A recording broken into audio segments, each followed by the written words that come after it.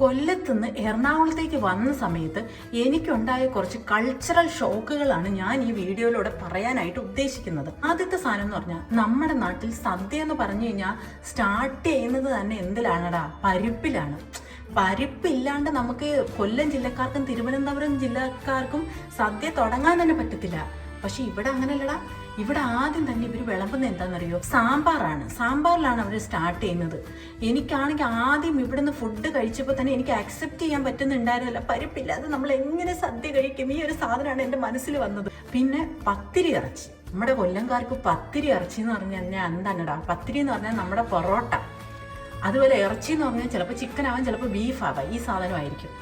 ഞാനൊരു ദിവസം എൻ്റെ ബോയ് ഫ്രണ്ടിനോട് പറഞ്ഞു പത്തിരി ഇറച്ചി മേടിച്ചോണ്ട് വരാൻ. പുള്ളി മേടിച്ചോണ്ട് വന്ന് എന്താണെന്നറിയോ? അരിപ്പത്തിരിയും മട്ടൻ കറിയും. അപ്പോഴാണ് പറയുന്നത് അവരുടെ പത്തിരി ഇറച്ചി ഇതാണെന്ന്.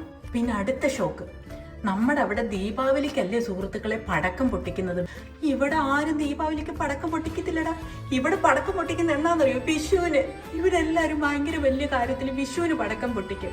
അത് വേറൊരു ഷോക്ക്. വിഷുവിന്റെ കാര്യം പറഞ്ഞപ്പോൾ തന്നെ അതിന്റെ കൂട്ടത്തിലൊരു ആഘോഷത്തിന്റെ കാര്യം കൂടെ പറയാം. നമ്മൾ ഈ തൃക്കാർത്തിക ദിവസം ഒരുക്കത്തില്ലടാ. ഒരു വാഴത്തടയൊക്കെ ഇങ്ങനെ വെച്ച്, ഒരു ഈർക്കിലീന്റെ കുറെ സാധനമൊക്കെ എടുത്ത് ഇങ്ങനെ കുത്തി അതിനകത്ത് ഇങ്ങനെ വിളക്കൊക്കെ വെച്ചൊരു സംഭവം. ഇവിടെ ആ ഒരുക്ക് സംഭവമൊന്നും ഇല്ല. ഇവിടെ ആർക്കും ഒന്നും അറിയില്ലെന്ന് എനിക്ക് തോന്നണം. പിന്നെ വേറൊരു കാര്യം, നമ്മുടെ നാട്ടിലൊരു കല്യാണം വന്നു കഴിഞ്ഞ് കഴിഞ്ഞാൽ കല്യാണ പെണ്ണ് അന്നത്തെ ഹൈലൈറ്റ് ആയിരിക്കുമല്ലോ.